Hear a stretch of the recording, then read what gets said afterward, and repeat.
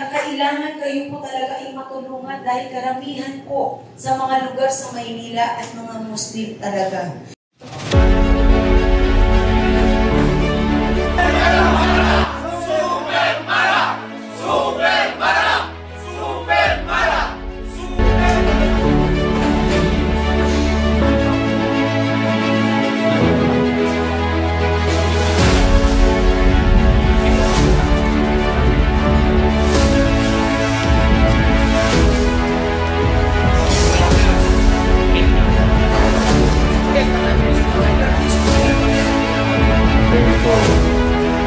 Sa ngayon, pinakamataas ay babae rin. So, parang apolitical siya, hindi masyadong naninibilang sa mga issues. Kaya kung dito, pag ito tayo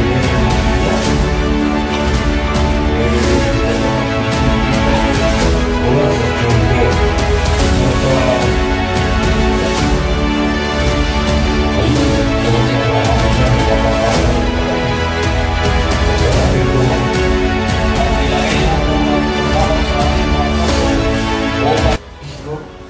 Hindi lang ito sa Manila, hindi halos sa Luzon. So, whether Distrito 4 po. Ito po isang malaking pribilehiyo na kayo po ay aming masalamuha. Konsehal Edwin Cayetano mula sa Distrito 4 po. Sa mga Muslim brother po. So, ako po'y dati. Sa mga live po, sorry po.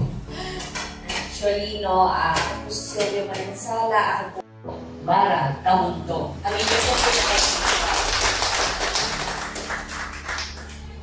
magandang hapon po sa inyo lahat. Dapat magkaroon ng opisina sa City Hall. Kailangan magkaroon kayo ng sariling tarpesa na kailangan kayo po talaga ay matulungan dahil karamihan po sa mga lugar sa Maynila at mga Muslim talaga.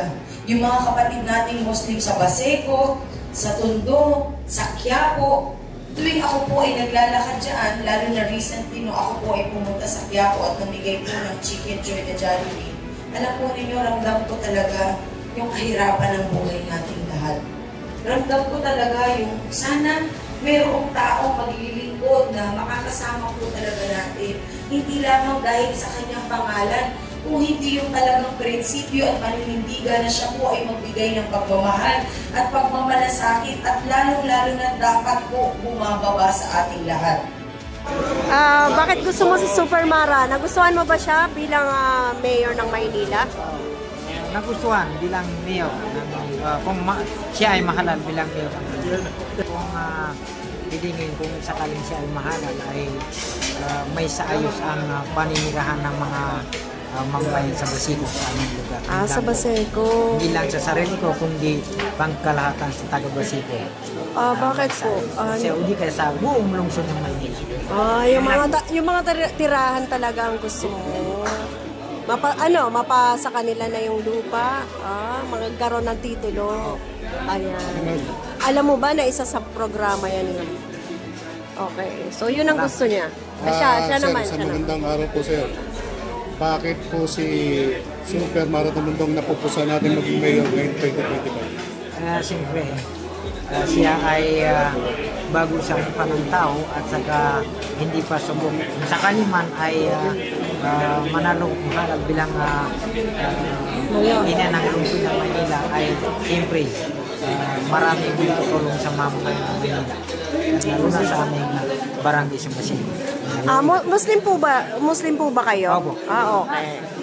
Hello po sir, ano pong pangalan nyo at ano po yung katungkulan nyo sa Muslim community? Mac Minor Kasan po ang pangalan ko. Ako po ay presidente ng Organization of Muslim and Christians for Peace and Development.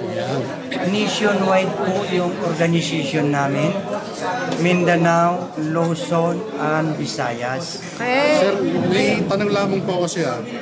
Bilang isang Muslim, anong tulong ang magagawa nyo kay Super Mara Tamundong upang mapagtagumpayan ang kandidatura niya sa pagka-mayor ng Maynila ngayon 2025? Ano po magagawa nyo tulong sa kanya? Siyempre, kung yung tulong minimum na magagawa namin. Kami pong mga Muslim, isa lang po ang aming adikain. So po namin nakikita kay Ma'am Mara Tamundong, yung tulong doon sa mga Muslim, siya lang po talaga doon namin nakikita. Kaya lahat ng paraan para manalo si Ma'am Tamundong ay gagawin namin. Wow! Kung pwede lang bumuto ang buong Pilipinas sa mayor ng Maynila, gagawin ko. Pero 100% lahat naman ng tao sa buong Pilipinas may kamag-anak dito sa Maynila. Kaya gagawin namin, ikakampanya sa kahit saan lugar sa sulok ng Pilipinas. Na kung may mga kababayan sila sa Maynila, ay ipabuto nila kay Ma'am Mara Tamundong. Ayun. So, alam niyo po ba na si Mara Tamundong ay senior citizen sa advocate? Opo, naging kasama namin po siya sa Busis ng Manila ilang bisis na ayun nga, no? So, may alam po ba kayong hinihiling pa ng mga senior citizens bukod sa programang yung bang sinasabi ni Mara Tamundong? Ano po ba ang pinaka-hinihiling pa ng mga senior citizens? Yung pangunahin. Oo, actually isa rin po kami sa tumulong sa senior citizen, yung senior citizen bill sa Senado. Oh. Kailangan talaga yung madagdagan talaga yung allowance ng mga senior citizen. Tulad na yung sinabi ni Ma'am Mara na mahirap maging magulang, di ba? Mahirap maging ina, magulang. Dapat lang talaga suportahan. So talagang pension yung allowance talaga. Pension bill talaga yung gusto namin. Ayun. Pension. Isa rin po sa sumusuporta sa pension bill, kung di ako nagkakamali, si Congresswoman Magsaysay. Opo, siya yung party list na tumutulong sa mga senior citizens. Sinuportahan din namin doon sa Senado nung nag-rally. Sige, mensahe po para sa Manileño. Sa lahat po ng mga Manileño, lalo na yung mga kapatid namin ng mga Muslim, ako po si Macmino Basan, Tubong Lano del Sol, isang Maranao.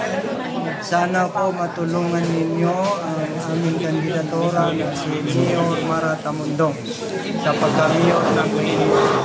Asahan niyo po lahat ng gawin ni Mara Tamundong para sa ikakaunlad ng Maynila. Pagbabago ang kanyang adikan. Ayan, salamat po, sir. Sir, magandang araw po, sir.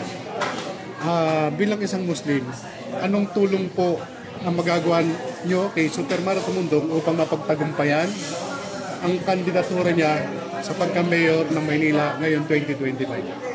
Kung sa tulong lang, masasabi mo, for me, sa akin, bilang Sultan ng Quiapo, 101% ang tulong namin. Bakit? Dahil ang mga Muslim, lahat ng Muslim gusto nila pagbabago. Paano tayo mababago kung ang pinipili natin ay luma?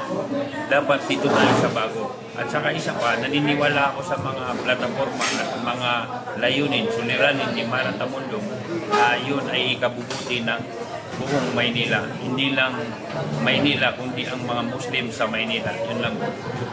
Isang leader, lahat ng mga, ako po yung presidente ng United NGOs, Muslim Leader, mga Muslim community sa Maynila. May organisasyon po kami, doon kami nagkakaisa at ikakampanya po namin sa lahat ng makakaya namin. Grassroots, through social media, or kahit anumang uri ng pagkakampanya ang itutulong namin sa kanya. So, mensahe na lang po sa ating Super Mara Tamundong. Ang masasabi ko lang, sana manalo po siya at saka huwag niya kalimutan yung lahat ng sinabi niya, lahat ng programa niya dito sa Maynila at lahat makamtan ng mga hindi lang Muslim, pati Christian, lahat ng buong Manileño na dapat ipanalo natin to. Mara Tamundong. Salamat po, sir. Si Sultan.